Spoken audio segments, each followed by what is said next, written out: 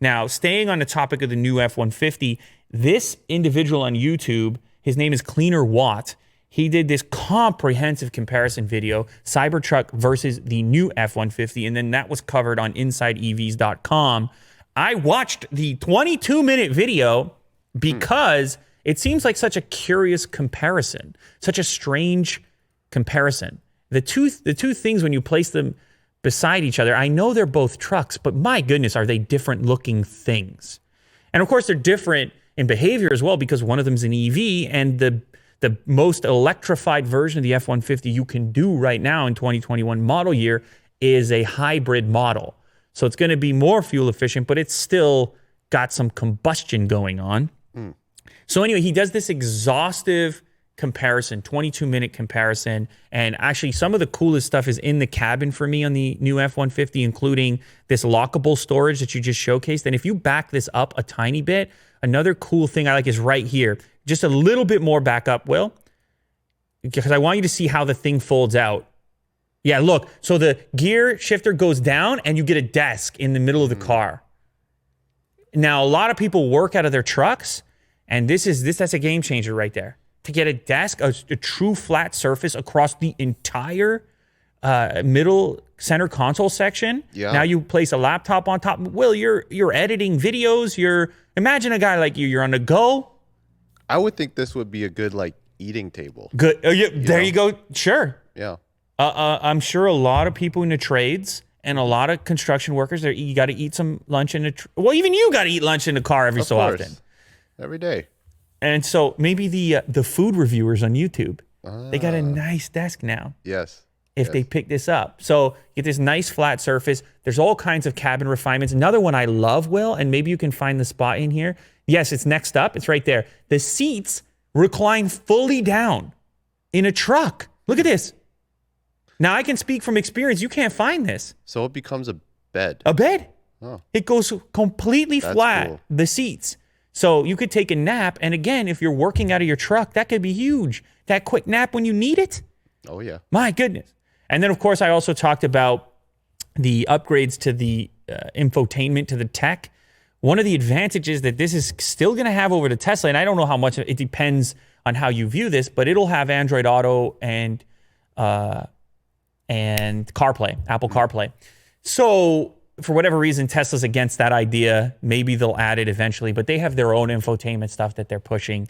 They got their own games and all the rest of it. But this comparison, here's what happens. I watched a 22-minute comparison, and you know what comes out of it for me is, holy moly, that Cybertruck is a good value, because they have to spec up the F-150 2021 like crazy to have it have just the same features that this one's going to have, with all the safety features and all the rest of it. And he goes over the towing capacity, over the payload that you can put in the bed size, all kinds of truck stuff. And it really makes the Cybertruck look like a decent value for money at the current asking price. Now, I know it's not a real thing. It's not in the world yet. You can pre-order it. God knows when people are actually going to get it. And it looks a crazy way. And it's electric, which it remains to be seen how practical that is for a real work environment. You know, Will, you'll see work trucks on the side of the road. They're not going to be able to make it to a charger every single night, or they're kept at the back of a parking lot. The idea of a true utility vehicle or a work vehicle being electric only remains to be seen. Things are going to have to change in how easy it is to get the thing powered back up. So there's some questions there where you're going to really have to shift the mindset for the truck working type.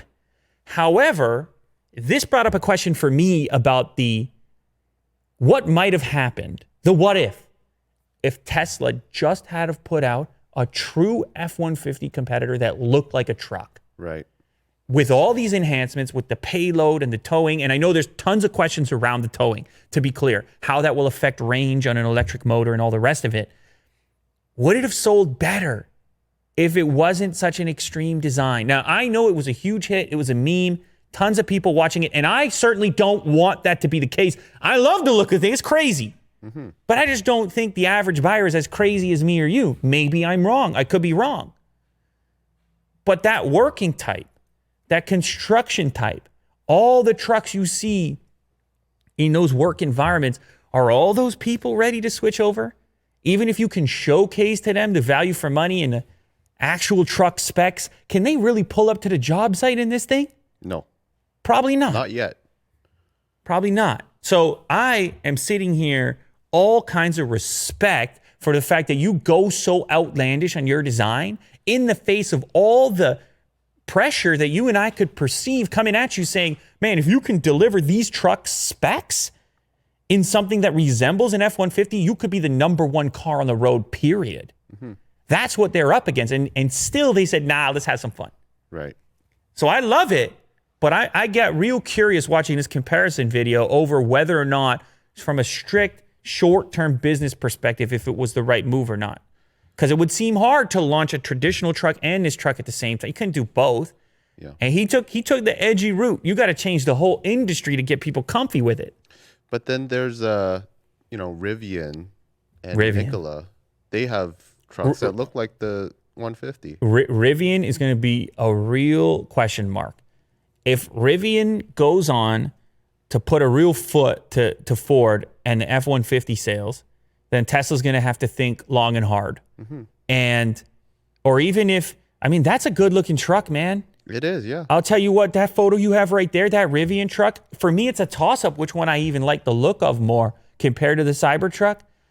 I don't own either of them yet, but there's something nice and subtle about the futuristic aspect of the Rivian. I think that might be a concept photo because it kind of toned it down a little. Yeah, it's a little toned down. But anyways, I'm glad the Cybertruck exists. Don't get me wrong here, Will. I love the fact that there's an option like that exists in the world. I love that people's imaginations make it into real physical things that are crazy. I'm not trying to take a step back on it.